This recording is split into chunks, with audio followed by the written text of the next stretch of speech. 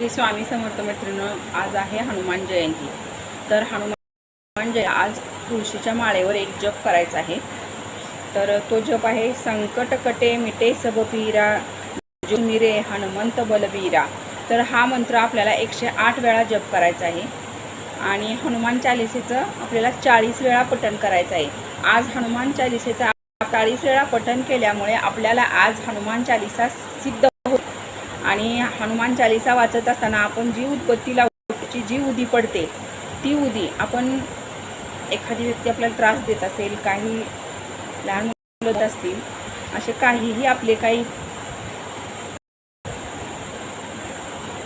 जे आपले काही बाधिकार असतील तर त्याच्यासाठी त्याचा एक टिळा जरी आपण त्या व्यक्तीला लावला तरी आपली संकट दूर होण्यास मदत होईल। हनुमानाला आज आपण सिंदूर चमेली तेलात मिक्स करून हनुमानांच्या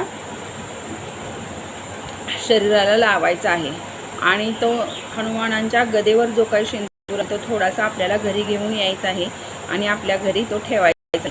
कापसाच्या वातीचा असा एक गोल दिवा करायचा आहे, त्यात गूळ टाकायचा आहे आणि गूळ टाकल्यावर त्यात थोडंसं तूप आणि 2 लवंगा टाकून तो दिवा हनुमान मंदिरात प्रज्वलित करायचा आहे। त्यामुळे आपली सगळ्या प्रकारची संकटे इडापिडा टळण्यास मदत होईल।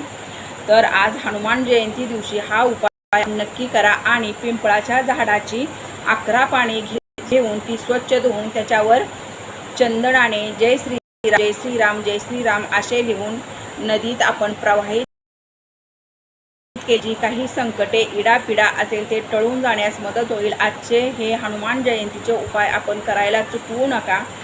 फक्त सुतक आणि मासिक धर्म असेल तर हे आपण करायचे नाही। 40 दिवस जर 40 वेळा आपल्याला जर हनुमान चालिसा आज वाचता नाही आली तर आजपासून 40 दिवस आपण रोज एक हनुमान चालिसेचा पाठ करायचा आहे। पण 40 दिवस ब्रह्मचर्य पाळावे लागेल। त्यामुळं आपल्याला आली तर बघा, नाही तर मग रोज 40 वेळा आपल्याला जमत असेल तर तसे पण आपण करू शकतो। हे उपायाचे आपण चुकवू नका आणि नंतर आपल्याला काय रिझल्ट कमेंटमध्ये नक्की सांगा। श्री स्वामी समर्थ, जय जय स्वामी समर्थ।